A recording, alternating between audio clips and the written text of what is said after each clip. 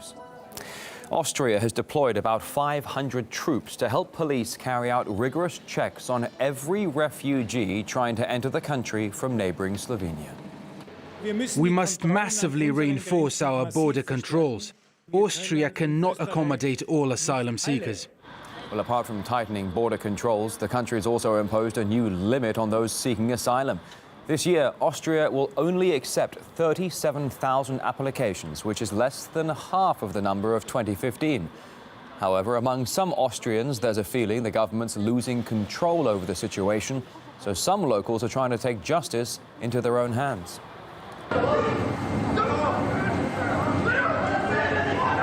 Videos emerged on social media claiming to show instant justice by Austrians against a group of Afghan refugees. It apparently comes after migrants attempted to rob a commuter at that Vienna station. Locals blocked in the assailants and the situation quickly blew up into a brawl.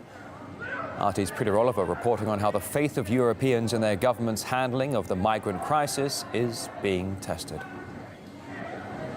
Well, it's a freezing cold night here in the city of Cologne, but I'm about to go out on patrol with a so-called civilian defence group. Now, they set up following the attacks in the city over New Year's Eve, and these are the guys right here. Hi, Peter. Nice to meet you. Hi, how are you doing? Hey. Hello, hi. Hi. So, we're going to go out on patrol with you guys and see what you get up to. After the chaotic scenes of New Year's Eve, police received around 500 criminal complaints, half of which relate to sexual assaults. Police are still on the lookout for the perpetrators, the vast majority of which are thought to be from a migrant background. The idea of the patrols is to enable communities to take care of their own neighbourhoods. This was a moment when we had to do something. It had been clear previously that something had to be done as crime was increasing in all districts. The big wake-up call was the attacks at the train station. Who is it you're looking for? For example, there's a spot here. These types of dark corners we check as they're hiding places. These buildings are hidden from the main road at night, and anyone could jump out in those corners.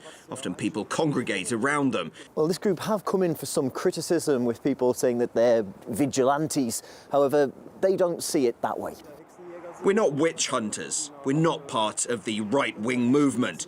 We're normal people that want to take back our streets with the citizens, for the citizens. However, politicians have raised concerns about these unregulated groups operating across Germany. We heard also about this phenomenon of self-defense groups. I don't like that development. I believe the monopoly of using force should remain in the hands of the state. But this group believe they can actually assist the police. Police, especially with this wave of refugees, are overwhelmed, and you cannot blame them for that. Germany underestimated the consequences of opening up to so many people. And deny any accusations of targeting refugees. We see this as an overall crime problem. You cannot generalize all people to say that all refugees are criminals. This is not the case. The attacks in Cologne have changed many attitudes in Germany. Particularly in urban areas, people are very concerned about keeping themselves and loved ones safe. Our focus is now on the Cologne Carnival that gets underway soon. Police showed on New Year's Eve that they don't have everything under control. We are here to do our bit. Things have calmed down overall around the city. However, these guys here are saying that it's important to remain vigilant on the streets. Reporting from Cologne for RT, I'm Peter Oliver.